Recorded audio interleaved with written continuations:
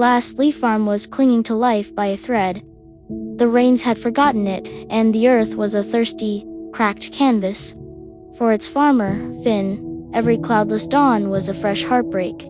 He placed his hope not in the soil, but in the forecasts crackling from his battery-powered radio. In the quietest stall stood Caspian, a giant of a horse who had pulled plows for Finn's father. His working days were long over. To Finn, he was a living relic, a costly reminder of a bygone era.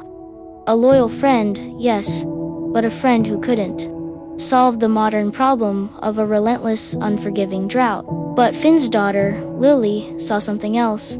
She saw the wisdom in Caspian's deep, brown eyes. She didn't see an old horse. She saw the soul of the farm itself, steadfast and patient, a keeper of secrets she was just beginning to understand. Caspian had a secret of his own. He spoke a language older than words. He could read the stories carried on the wind, the scent of distant rain, the sharp taste of a coming frost, the dry whisper of another week of sun. He was the farm's truest barometer, if only someone would listen. Then, one afternoon, the radio crackled with a message of salvation. A major storm system is moving in. Expect heavy, sustained rainfall by midnight tomorrow. It was the miracle Finn had prayed for. His one last chance to plant his remaining seed and save the farm. He worked like a man possessed, pouring every ounce of his remaining strength into the earth. He trusted the science, the satellites, the confident voice on the radio. He was betting everything on a promise made by the modern world. But out in the field, Caspian was troubled. The wind was coming, yes, but it didn't smell of rain. It carried a different message, a sharp, clean, biting scent that made the hairs on his neck stand on end. It was a smell of danger, not relief, and it was coming from the wrong direction. He's just an old horse, Lily, Finn said, his focus on his work. He's spooked by the wind, that's all. The rain is coming from the west, just like the radio said. We need to be ready for water, not whatever he's worried about. He didn't have time for old superstitions. Midnight came and went. The sky remained a vast, empty canvas of stars. There was no rain. The radio sat silent in the house. Finn's heart sank into a pit of cold, bitter despair. His miracle had been a mirage. All that work, all that hope, wasted. He had been a fool to trust a voice from a box over the hard reality of the empty sky. The farm was lost. He had failed. And then a new wind arrived. Not the blustering wind of a rainstorm, but a quiet, creeping cold. It was the whispering wind, the one Caspian had smelled. It carried no moisture, only a silent, killing frost. The temperature plummeted. The dew on the ground froze solid. In the fields, Finn's precious, hopeful seedlings began to shrivel, their leaves turning black and brittle under the silent, icy touch of the frost. Finn watched, paralyzed by shock. It wasn't a lack of water that would kill his farm now. It was this sudden, devastating freeze.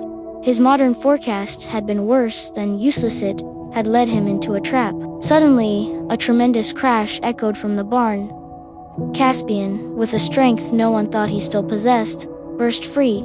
He wasn't running wildly. He was moving with a clear and urgent purpose, his hooves thundering on the frozen ground. He ignored the open gate and the road to escape. Instead, he charged up the hill, towards the one place on the farm Finn had long forgotten, the old stone-walled orchard, a relic from his grandfather's time, which everyone thought was barren. "We have to follow him," Lily cried, her faith unwavering. Finn, with nothing left to lose, looked from his dying fields to the impossible sight of his old horse charging up the ridge. For the first time, he chose to trust the horse.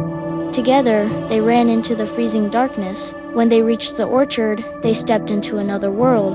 The thick stone walls blocked the wind, and the dense canopy of the old trees had trapped the earth's residual warmth.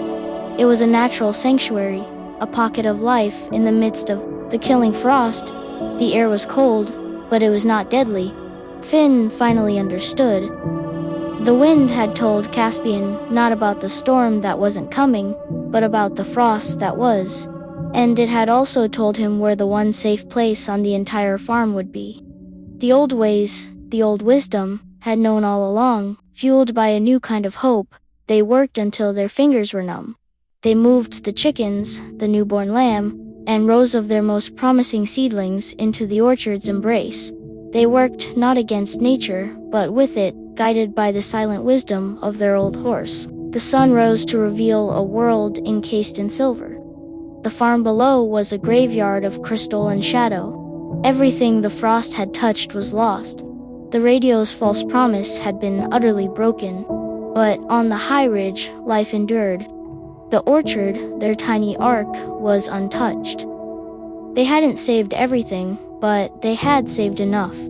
They had saved the future of Last Leaf Farm. Finn approached Caspian, no longer seeing an old, useless animal, but his savior. He saw generations of wisdom looking back at him. "You heard the wind," he whispered, his voice thick with emotion. "And I'm finally listening." The radio never crackled to life in the farmhouse again. Finn had found a more reliable forecast. He had learned that the oldest stories, the ones written on the wind and in the instincts of wise old friends, are often the truest. The farm began to heal, and so did Finn. He learned to watch the sky, to feel the air, to trust the quiet wisdom that had been there all along.